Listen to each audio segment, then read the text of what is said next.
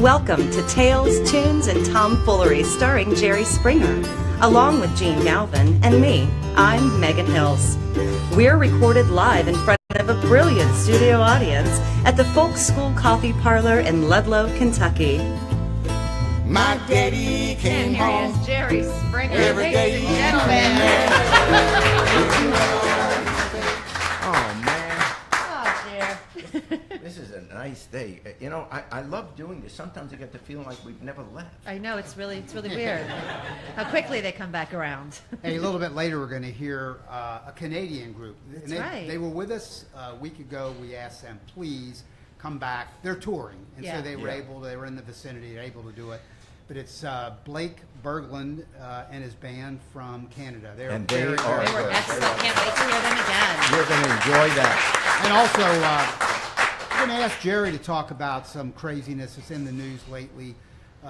People calling, like cabinet members and ranking senators calling President Trump a moron and quoting the chaos in the White House, calling it an adult daycare center, etc.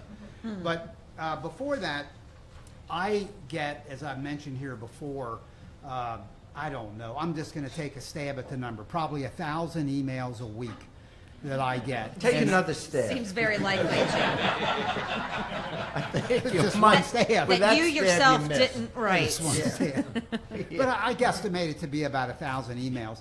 And I go through them. I'm the executive producer at the Jerry Springer podcast, and I read every one.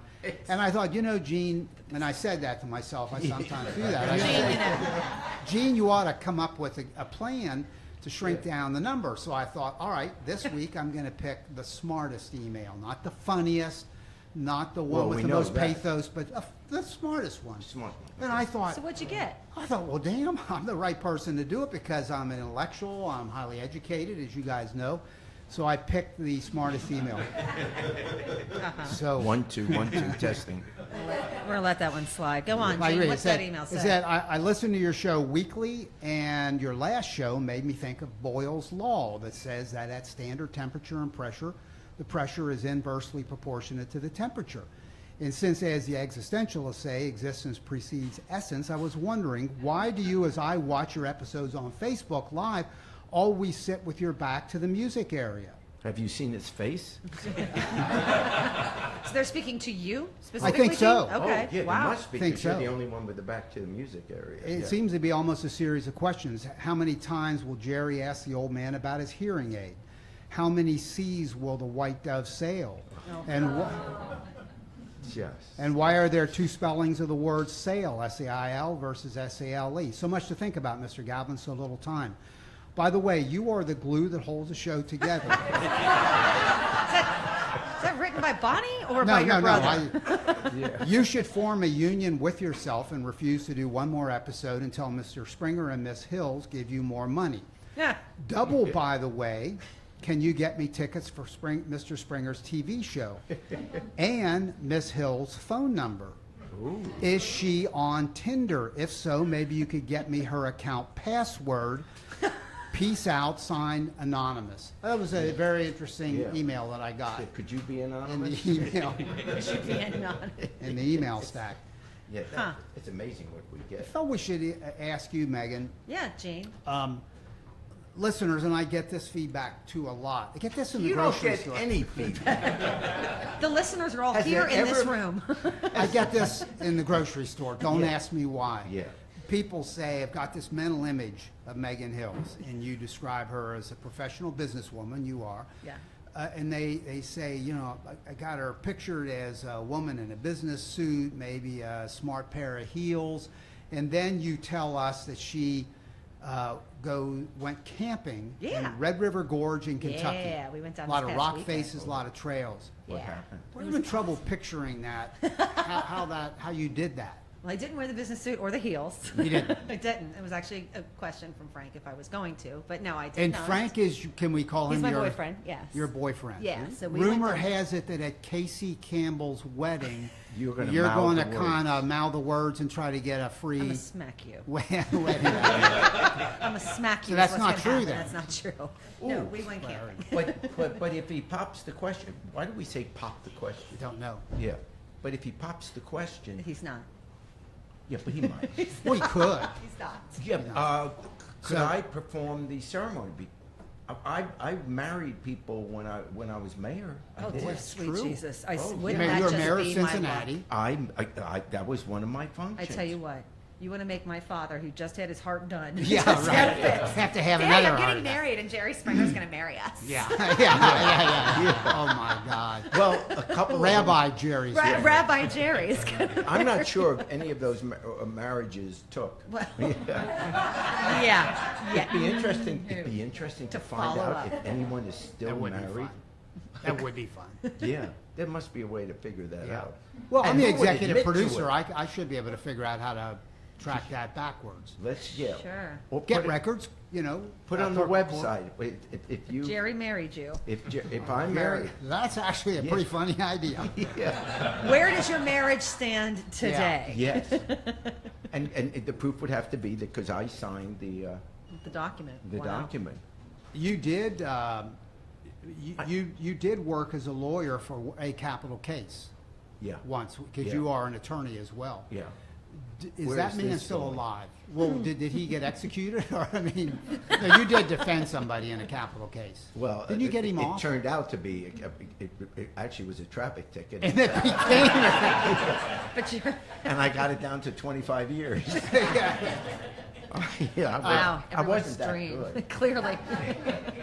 You camped for a couple nights? Yeah, would we you went say? camping for a few nights. We went Did some hiking? Yeah, it was beautiful. We were up close to, like, if you know where the Iron Bridge is in Red And River Red River Gorge, Yeah, which, by the way, is an amazing oh, place if you've never in central been there. Kentucky. Yep. It's a Gorgeous. phenomenal place. It was very popular. busy this weekend. There was a climbing convention down there, so No there kidding. were climbers all over the place. Yeah. So it took us a little bit longer to find a site, but yeah, no, man, we put up the tent, we cooked outside. Did you hike down into the gorge? We did a little bit. We were up. We did the suspension bridge and all that. Yeah, and gotcha. We just kind of hiked around. But Okay. turns out Frank can really do a campfire well. So we had like stew. Good. Like we made stew Oh, man, and had sounds some. like a It was blast. great. It was And a really Red good River weekend. Gorge is notorious for some people going in there and just getting stoned out of their brains, Right. and getting drunk. Right. But you didn't do either one of those. Honestly, no, because I'm not in the woods that often, and I don't feel comfortable getting wasted in the woods. So Yeah. I get injured. I'm very prone to injury. So I figured that probably wouldn't be a great idea. So Yeah. we had a little bourbon and we made Yeah. stew. We were pretty low key.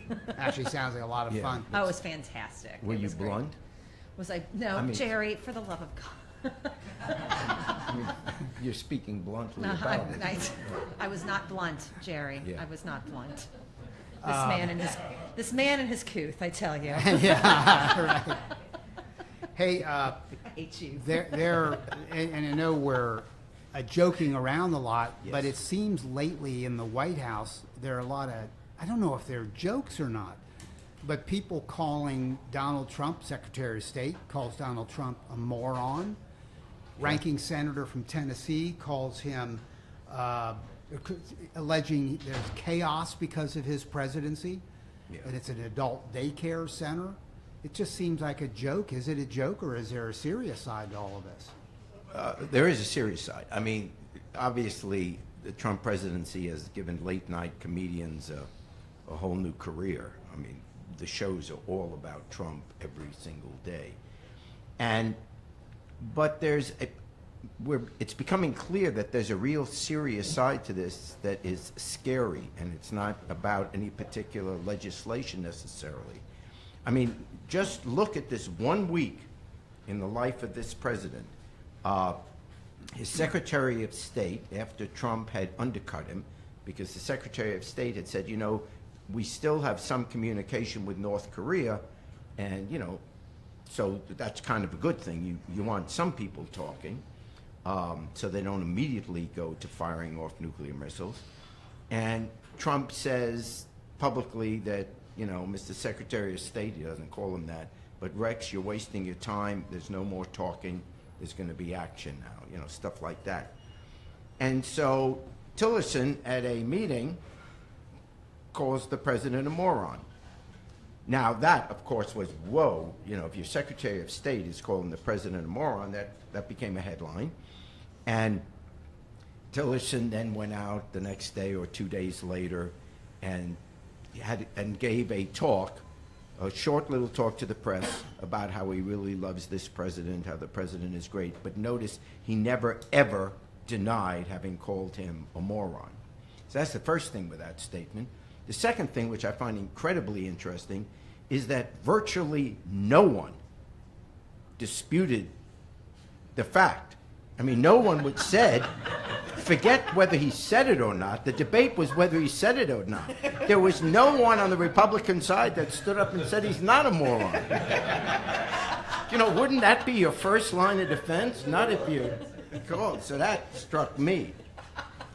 Then you had Senator Bob Corker, who is not only a respected leader in the United States Senate, a Republican, he is chairman of the Senate Foreign Relations Committee. Right, if you're in the House, International Relations, it's the Senate Foreign Affairs, and in the Senate it's Foreign Relations. That's because senators are too old to have affairs, so that's how you remember it. So, yeah, okay. But anyway, I had to really work that in. Yeah. That was a stretch. Well, sir. look how I work it in. No, but anyway. And then, so Corker says, in response to a question, because there was a story about how Tillerson, the Secretary of State, Kelly, Chief of Staff, and Mattis, Secretary of Defense, how the three of them have what was quoted a suicide pact, that if any one of them got fired, they'd all quit. And Bob Corker, the head of the Senate Foreign Relations Committee, said that would be horrible because those three are the last line of protection we have against the chaos of this president, the chaos in the White House. So here you have a Republican, leader of Foreign Relations Committee, and basically saying the White House is in chaos. And then if it's not controlled, it could lead to World War III. This is not just another headline.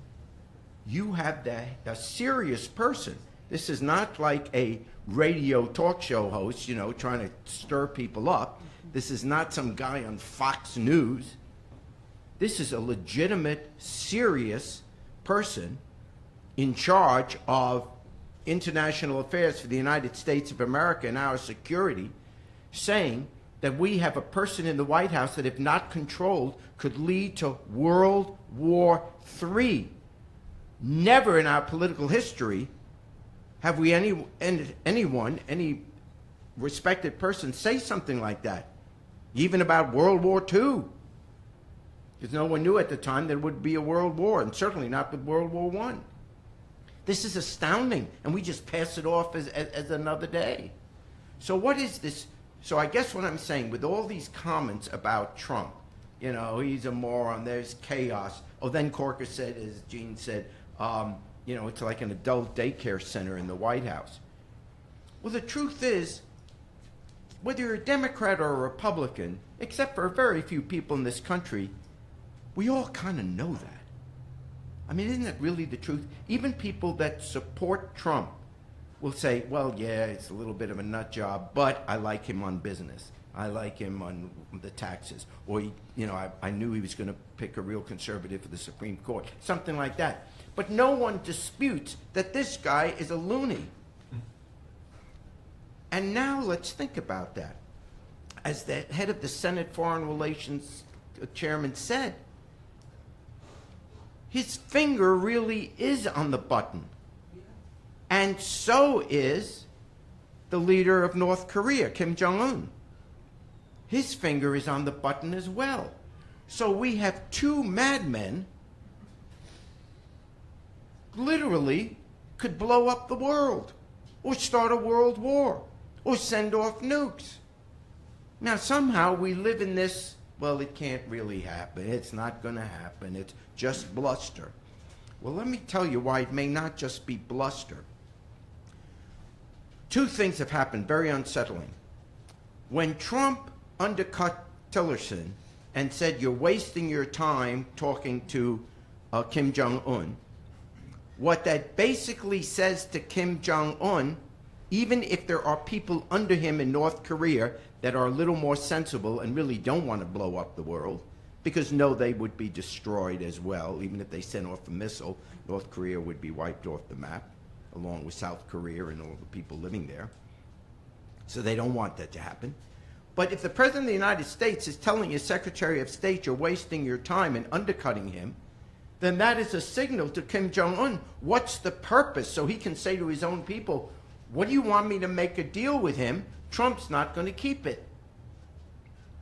And what really put it over the line was now he's trying to pull back on the Iran deal. Well, every country is agreeing that Iran is living up, in terms of the nukes, is living up to its side of the deal. We may not be happy with the rest of the deal, but on the nukes, Iran is living up to its promise in the deal. But if Trump can come along and say, I'm not going to pay attention to that anymore, I don't care what deal was made, we're not going to fulfill our side of the bargain, after pulling out of the Paris Accords, what we have now told the entire world, which can't be taken back, we have told this world that a deal with America, any negotiating, any peace treaty, any pact on any issue, can be withdrawn by whoever the next president is. There is no reason why any country would make a deal with us in a difficult time. Imagine we have our missiles all pointed to each other, and someone at the last moment is saying, let's get a peace deal. Let's pull back the missiles. Let's take us back from the brink. Imagine during the Cuban Missile Crisis, if there wasn't a way for Kennedy and Khrushchev to make a deal finally, where the Soviets will pull back their missiles from Cuba, and we would dismantle 6 months later our missiles in Turkey. If no one believed that a deal would be followed, we would have had nuclear war in 1962. That's where we are now. There is no reason for Kim Jong-un to all of a sudden say, okay, I'll be reasonable, I won't send off these missiles. He's probably saying to himself, I've got no option. They haven't given me an off-ramp.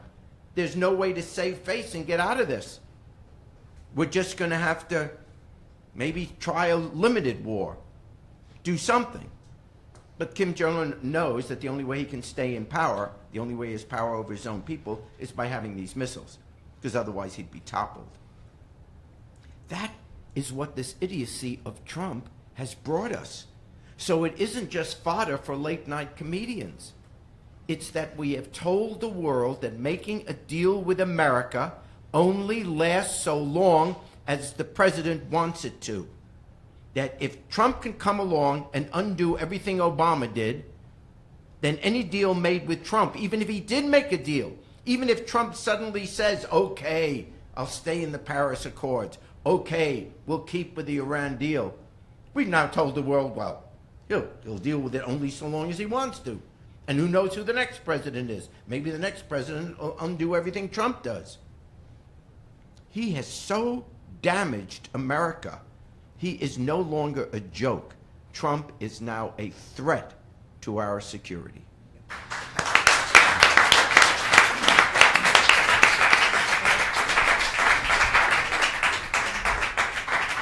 right, this evening we would like to welcome back to the program Blake Berglund. Welcome back, Blake. Hello. Oh, you're back. We're back. Hey, thanks, guys. Blake and his band come to us from Canada, our neighbors to the north.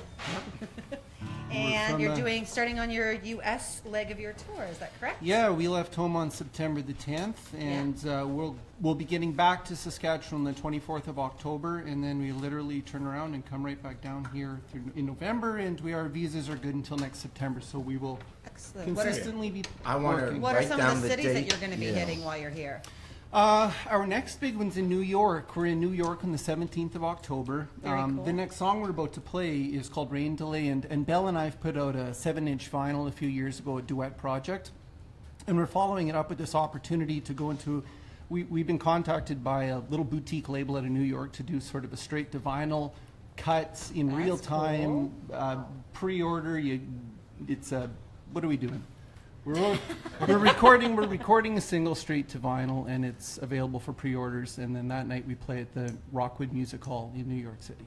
Very, Oh, very great cool. deal. Well, we look forward to that. Well, you've got for us this evening, you said Rain Delay. Rain Delay. So that's the song that we're going to be recording next week, and it's a little bit of a lighthearted cowboy tune. Excellent. Can't wait to hear it.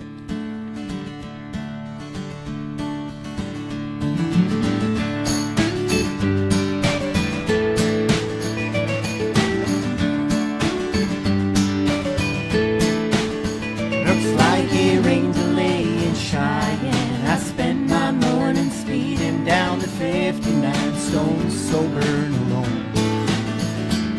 I said the boys have helped me, talked her into sleeping in Atlanta now, the second car that she owned.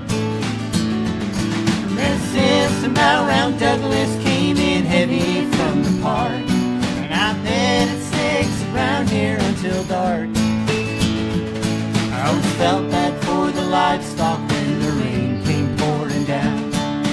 Time is off and the stands have emptied out.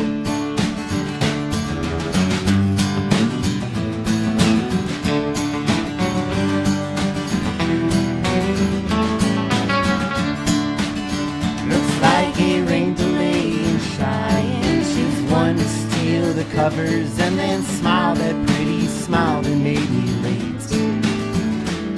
I could have laid there forever, or to hit the road with a chance of bad weather and moving into second place. I turn out in Eagle County, I could hit Deadwood in the day, and I'd stop and see that girl along the way. So I might just skip on Colorado and head north out of town. Saddle dry, my feet till you touch ground.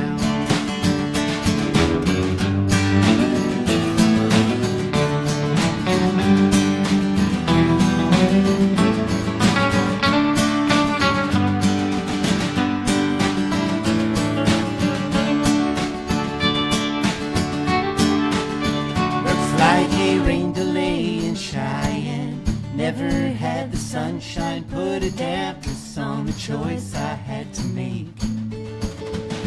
It cut a guilty conscience, touch an outstretched arm as I nodded for the pulling of the gates.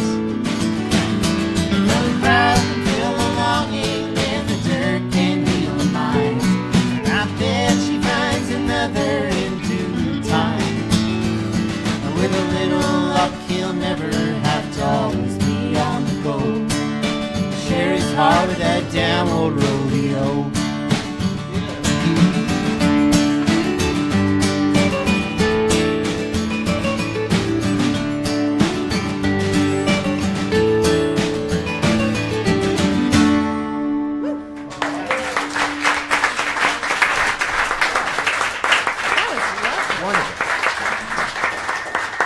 To hear more of Blake's music, you can go to their website, Blake Berglund. That's BERGLUND.com. Of course, you can go to jerryspringer.com too and check it out.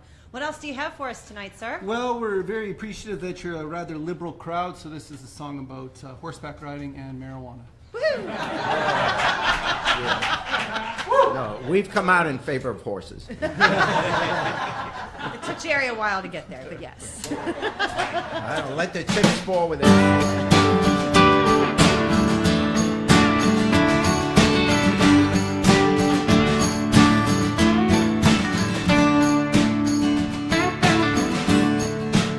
Moose Mountains at sundown, alfalfa and clover leaf. I wade into a drink hole, water to the bottom of my hand-cut leather-bound stirrups as the sun dipped.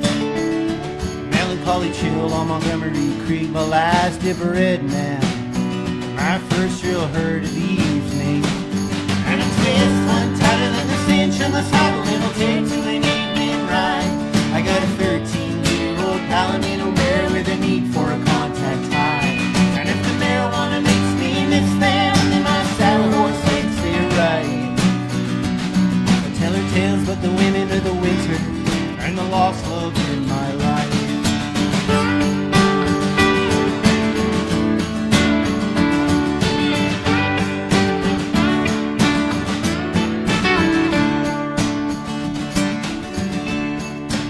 See, I gotta learn the hard way. I'm always rushing back into love by chasing on another. Had it kept as a backup plan just to cover up the trails of the last one. Oh, but my age has helped me see that I should take a winter and just spend a little time on me. And a twist on title of the cinch on the saddle, it'll take to an evening ride. I got a 13-year-old Palomino mare with a need for a contact tie. And if the marijuana makes me miss them, then my saddle horse makes it right. I tell her tales of the women of the winter and the lost love in my life.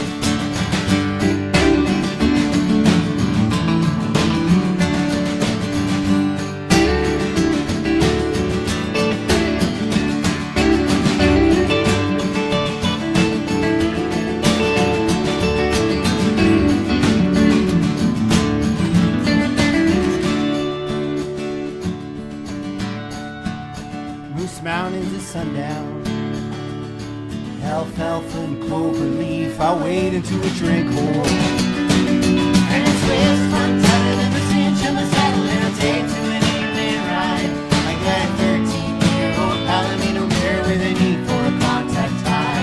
And if the marijuana makes me miss that, then my saddle horse makes it right. Tell her tales of the women of the winter and the lost love in my life.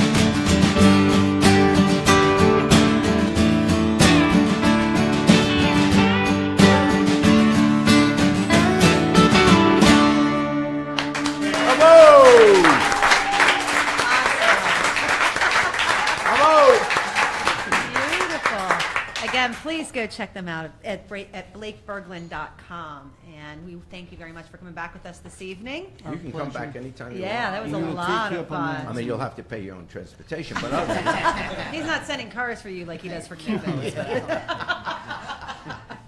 If you wouldn't mind taking us out on that lovely tune down by the Riverside, And Jerry Springer's I gonna just jump want to in. say thank Sure. you to Jerry for the stance that you take in politics and the difference you're making with your podcast. We appreciate it.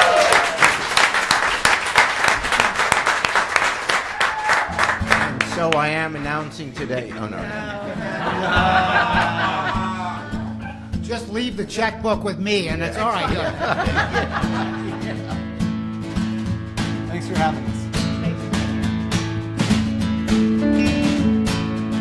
I'm gonna lay down my heavy load down by the riverside, down by the riverside, down by the riverside. I'm gonna lay down that heavy load, yeah, down by the riverside. War no more. I ain't gonna study war no more. I ain't gonna study war no more. I ain't gonna study war no more. I ain't gonna study war no more. I ain't gonna study war no more. I ain't gonna study war no more. Gonna lay down my sword and shield down by the riverside, down by the riverside, down by the riverside. I'm gonna lay down my sword and shield down by the riverside, down by the riverside. I ain't gonna study war no more. I ain't gonna study war no more. Ain't gonna study war no more. I ain't gonna study war no more. I ain't gonna study war no more. I ain't gonna study war no more. Whoa! Y'all come back now, you hear?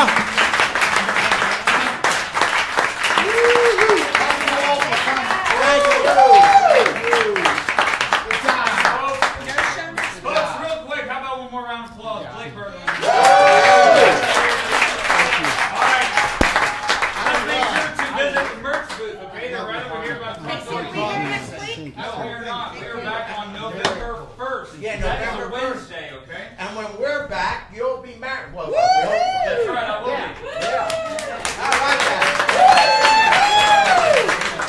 You think it'll last 2 weeks? I mean, you may. Not if Jerry Here's the performs hope, the baby. ceremony. I hope you're still. No.